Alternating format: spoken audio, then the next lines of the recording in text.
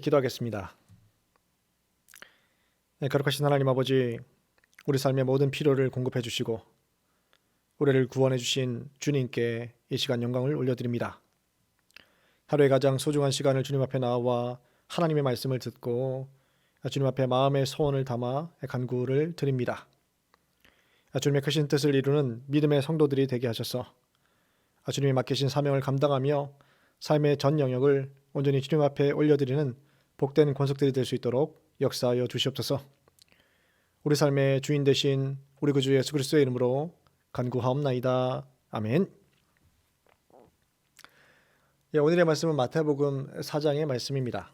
예수님께서 세례를 받으신 이후에 이어서 사탄에게 시험을 받고 계십니다.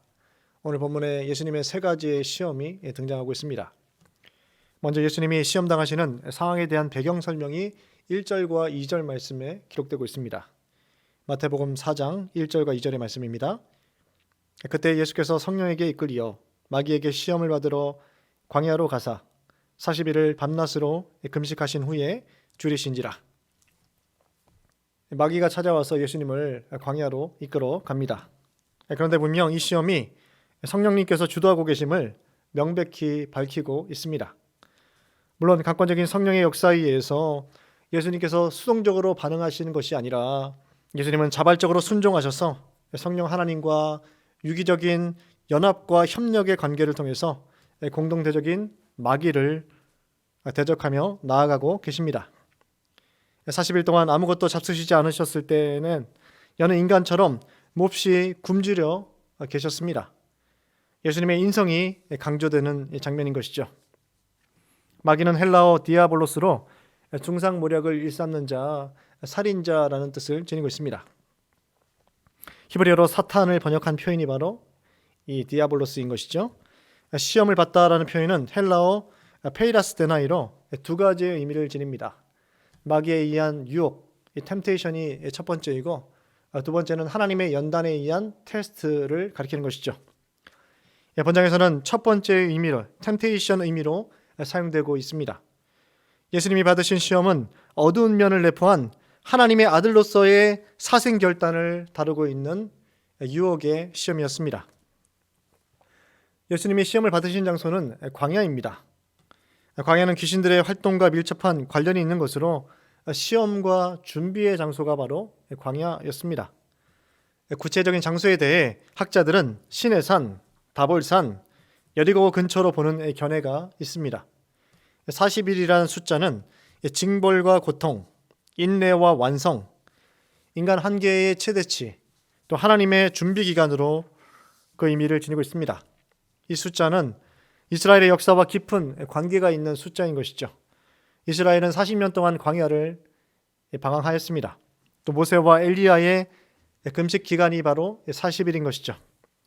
예수님은 40일 밤낮으로 금식하셔서 모든 육체적인 소욕을 철저히 제어하시는 시간을 보내셨습니다. 이 시간 동안 하나님과 깊은 영적 교제의 세계로 들어가셨을 것이다라고 학자들은 추측합니다. 40여일의 금식 이후에 예수님은 극도로 배고픔을 느끼셨습니다. 완전한 하나님이시며 동시에 완전한 인성을 지니신 예수님은 음식의 결핍에서 오는 식욕의 고통과 그로 인한 육체적인 쇠약을 철저히 감내하셨습니다. 예수님은 단순히 굶주리신 것이 아니라 하나님의 뜻을 순종하는 공생의 기간을 위한 이것을 준비하시면서 순종과 충성을 드러내고 계신 것이죠. 예수님은 창세 전부터 계셨고 성령으로 잉태하신 신적인 존재이셨지만 동시에 성육신하신 분으로서 인간이 겪고 있는 배고픔은 물론 목마름과 피곤함, 슬픔과 육체적인 죽음 앞에서의 고통과 번민까지 모든 것을 느끼고 경험하셨던 우리와 같은 연약한 인간의 모습을 지니고 있다는 것을 말씀은 증거하고 있습니다. 예수님께서 당하신 첫 번째 시험이 오늘 본문의 3절과 4절에 기록되고 있습니다.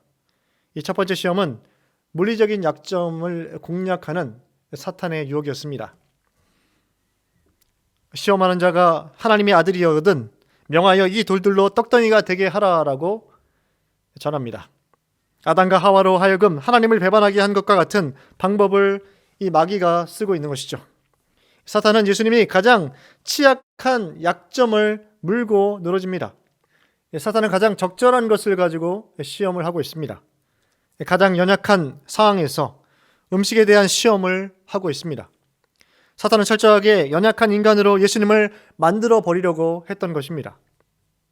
예수님의 초자연적인 능력자로서 인정해 주는 것처럼 하면서 돌을 떡이 되게끔 만들어 먹게 함으로써 예수님을 떡에 매인 인간으로 이렇게 추락시키려고 하였습니다. 무서운 관계가 여기에 담겨 있는 것이죠. 모든 수단과 방법을 다 동원해서 현재의 시급한 문제를 해결하라고 유혹하고 있습니다. 메시아 사역을 감당하시기 위해 이 땅에 오신 예수님께서 자신의 능력을 철저하게 자신의 육체적인 연약함을 채우는 데 사용하도록 유혹하고 있는 것이죠. 이를 통하여 고통을 해결하도록 유도하고 있습니다. 예수님의 사역의 방향성을 틀어버리기 위해서 부단히 애를 쓰고 있는 모습을 보이고 있습니다. 예수님의 특권 의식을 부추기면서 굶주림을 해결하라라고 요구하고 있습니다. 예수님이 대답하십니다. 사람이 떡으로만 살 것이 아니요 하나님의 입으로부터 나오는 모든 말씀으로 살 것이다 라고 대답하십니다. 예수님은 자신의 삶의 가장 최우선 가치인 하나님의 말씀을 담대하게 선포하고 있습니다. 그것으로 이 유혹을 이겨내십니다. 구약 성경의 말씀을 인용하셔서 시험을 이겨내고 계십니다. 이스라엘 백성들이 광야 생활 당시 만나를 주신 목적의 말씀을 인용하고 있습니다. 여기에 바로 이 성경의 비유법의 하나인 제육법이 사용되고 있습니다. 육신을 위해서 떡도 반드시 있어야 하는 것이지만 인간 영혼의 가장 소중한 것은 바로 하나님의 말씀이 필요하다라는 것을 비유하여 증거하고 있는 것이죠.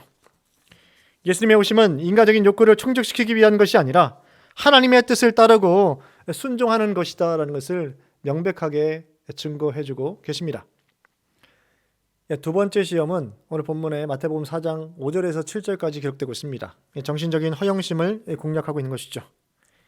마귀는 예수님을 거룩한 성으로 데려다가 성전 꼭대기에 세웁니다. 그리고 내가 만일 하나님의 아들이여든 뛰어내리라라고 시험합니다. 마귀는 또다시 예수님이 하나님의 아들이심을 거론하면서 그의 신적인 특권을 사용하도록 특권 의식을 부추기고 있습니다. 마귀는 예수님을 능력자로 만들어 구속 성취보다는 능력 행사에 더 마음을 두도록 유혹하고 있습니다. 능력자로 만들어 구속자의 신분을 철저하게 잊게 만들기 위해서 애를 쓰고 있는 것이죠. 내가 만일 하나님의 아들이거든 이란 표현은 하나님의 아들됨을 증명하라라는 요구입니다. 생각해 보십시오. 예수님은 하나님의 아들이십니다. 하나님의 아들이심을 예수님께서 증명하실 이유가 그 어디에도 존재하고 있지 않은 것이죠. 사탄은 예수님을 시험할 때 성전으로 이끌어갔습니다. 거룩한 성은 바로 하나님의 도성, 성전을 가리키고 있는 것이죠. 복음 증거의 시발점이 되어야 할 장소에서 예수님으로 하여금 그 도성을 차지하게 하는 무서운 관계가 여기에 기록되고 있습니다. 요세푸스에 의하면 성전의 남편에 있는 높은 쪽 꼭대기에서부터 성전 밑에 골짜기까지 현기증이 나서 내려다볼 수 없을 정도로 높았다고 합니다. 이곳에서 시험이 있었을 것이다라고 요세푸스는 주장하는 것이죠. 성전은 하나님을 예배하는 장소입니다. 예배의 대상이 되신 예수님께서 높임을 받으셔야 하는 곳이 바로 성전입니다. 사탄은 예수님으로 하여금 그곳에서 뛰어내리도록 능력 행사를 통해서 신성을 증명하라라고 요구하고 있습니다. 그러면서 시편 91편의 성경 말씀을 인용하고 있죠. 그가 너를 위하여 그의 사자들을 명하시리니 그들이 손으로 너를 받들어 발이 돌에 부딪히지 않게 하리로다. 사탄은 마치 말씀이 예수님이 능력자인 것을 입증하기 위해서 기록된 것인 양 오용하고 있습니다. 뛰어내리라라는 말을 정당하기 위해서 하나님의 말씀을 제시하고 있는 것이죠. 이것은 성경의 본래적인 목적을 철저하게 왜곡하는 것입니다. 사탄의 계략인 것이죠. 사탄은 성전도 하나님의 말씀도 철저하게 본래의 목적에서 벗어나도록 이것을 왜곡시키는 특징을 지니고 있습니다. 예수님이 대답하십니다. 주 너희 하나님을 시험하지 말라. 하나님의 의지를 결코 시험하지 말라고 말씀하시면서 마귀의 유혹을 단순간에 물리치십니다. 세 번째 시험이 마태복음 4장 8절부터 10절까지 기록되고 있습니다. 예수님의 정체성을 흔드는 시험을 하고 있는 것이죠. 마귀는 예수님을 지극히 높은 산으로 이끌고 갑니다. 그리고 순식간에 세계의 모든 왕국들을 펼쳐서 보여줍니다. 만일 내게 엎드려 경배하면 이 모든 것을 내게 주리라 라고 유혹합니다. 사탄은 당시 세계에 서 있던 왕국들을 가리키면서 가장 넓은 공간을 예수님 앞에 펼쳐 보여줍니다. 최대의 공간을 제시하면서 절묘한 능력을 보여주면서 예수님 앞에 유혹하고 있습니다. 사탄은 예수에게 모든 사람이 가는 길을 갈 것을 요구하고 있습니다. 모든 사람이 기대하는 것은 바로 이 공간의 획득에 있습니다. 자신들이 원하는 탐욕을 채우는 것에 세상 사람들은 관심이 가 있는 것이죠. 사탄은 예수님을 특별한 존재가 아닌 보통의 인간으로 만들도록 이 정체성을 시험하고 있습니다. 마귀는 예수님의 정체성 자체를 비웃고 멸시하고 있습니다. 예수님은 대단히 강경하게 사탄에게 명령하십니다. 사탄아 물러가라. 예수님은 사탄을 십자가 고난과 피 흘림을 통한 대속사역을 방해하거나 부인하는 자로 명백하게 규정하고 계십니다. 본래 메시아의 사역을 감당하는 데 있어서 방해하는 모든 적대적인 세력들을 바로 마귀, 사탄이라고 명령하고 계신 것이죠. 주 너희 하나님께 경배하고 다만 그를 섬기라. 하나님 이외에 그 누구도 경배의 대상이 될 수 없다라는 것을 예수님께서는 명백하게 밝히고 계십니다.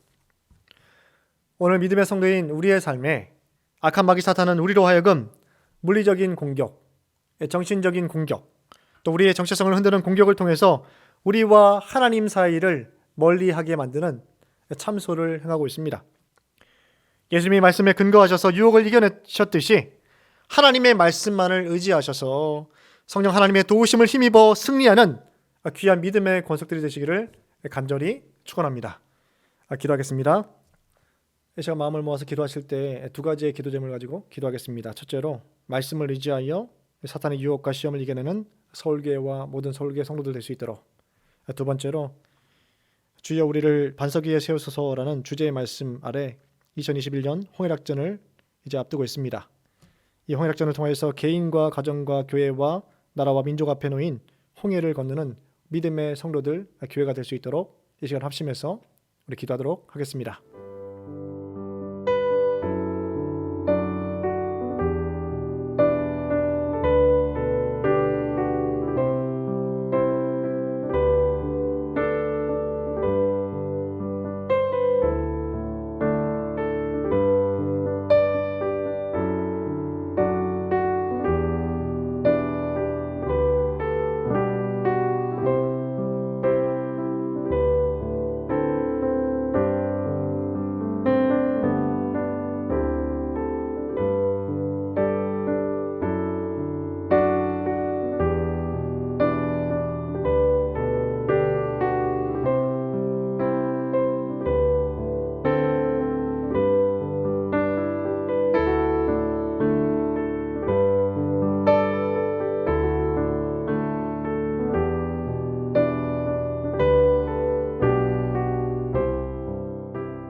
거룩하신 하나님 아버지, 주님의 크신 은혜와 사랑에 감사드립니다.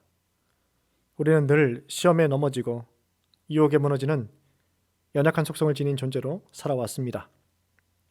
하나님의 말씀이 우리를 다스리지 않으신다라면, 또 하나님의 전적인 은혜가 아니라면 죄로 인해서 무너질 수밖에 없는 연약한 존재가 우리임을 이 시간 고백드립니다.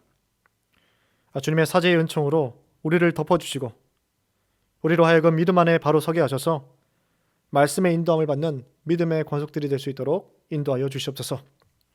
6월 6일부터 진행되는 홍해락전을 앞두고 있습니다.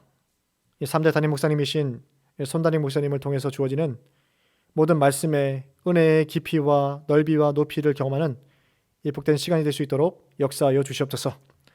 말씀과 기도의 실천 운동을 통해서 하나님 앞에 온전히 영광 돌리며 개인과 가정과 교회와 나라와 민족 앞에 있는 홍해를 건너는 귀한 축복을 경험할 수 있도록 인도하여 주시옵소서. 3대 담임 목사님으로 청명되신 손담임 목사님을 중심으로 모든 교구 항존직들과 성도들이 한 마음과 한 뜻을 모아서 교회 회복과 교회 부흥을 경험할 수 있도록 인도하여 주시옵소서. 담임 목사님 가정과 올로 목사님 가정, 또 모든 교육자들에게 성령 충만케 하시고, 또 믿음의 귀한 우리 성도들에게 귀한 리더십들을 허락하셔서 주의 몸된 교회를 아름답게 세워갈 수 있도록 인도하여 주시옵소서. 취업과 진학과 진로와 자녀의 출산과 결혼을 위해 기도하는 우리 모든 믿음의 성도들의 간구에 우리 하나님 응답하여 주시옵소서. 우리를 구원하신 우리 구주 예수 그리스도의 이름으로 간절히 기도드립니다. 아멘. 하늘에 계신 우리 아버지, 아버지의 이름을 거룩하게 하시며 아버지의 나라가 오게 하시며 아버지의 뜻이 하늘에서와 같이 땅에서도 이루어지게 하소서. 오늘 우리에게 일용할 양식을 주시고 우리가 우리에게 잘못한 사람을 용서하여 준 것 같이 우리 죄를 용서하여 주시고 우리를 시험에 빠지지 않게 하시고 악에서 구하소서. 나라와 권능과 영광이 영원히 아버지의 것입니다. 아멘.